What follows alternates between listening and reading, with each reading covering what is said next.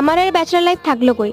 এখন আমি সংসারী মানুষ, তাই প্রতিনিয়ত ল্যাবে এক্সপেরিমেন্ট না করে এখন রুমেই আমার এক্সপেরিমেন্ট চলবে, তাও আবার রান্নার ওপর। ভাবা যায়, ডাক্তার বাইরের খাবারে ব্যান্ড লাগিয়ে দিয়েছে, তার নিজে রান্না করা ছাড়া কোনো উপায় ছিল না।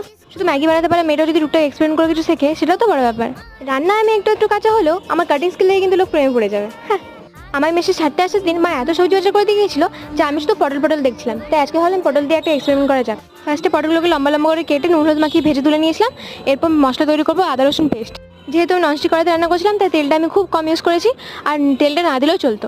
আমি এখানে আলুটাকে গ্রেট করে দিয়েছিলাম, যেহেতু আমার এক্সপেরিমেন্ট চলছিল, তাই দেখার জন্য যে এরকমভাবে দিলে স্বাদটা কেমন হয়। এরপর ভালোভাবে ফুটে আসলে পটলগুলো এক এক করে দিয়ে দেবো। এই ভিডিওটা শুট করার সময় এত বাজে ছাকা খেয়েছি তা বলার বাইরে। সবাই বলে প্রেমে ছাকা খেলে নাকি খুব কষ্ট হয়, কিন্তু আমার এই ছাকাটা খেয়েই হয়ে গেছে। আমার অল্প এক্সপিরিয়েন্সের টিপস দিতে চাই। আলুগুলোকে এভাবে গ্রেট করে রান্না করলে একটু বেশি ফুটিয়ে নেবে, নাহলে গন্ধ করবে কাঁচা কাঁচা। আমার রান্না একদম রেডি। তোমরা আরও ভিডিও পেতে চ্যানেলটাকে সাবস্ক্রাইব করে দেখা হচ্ছে পরের ভিডিওতে। বাই।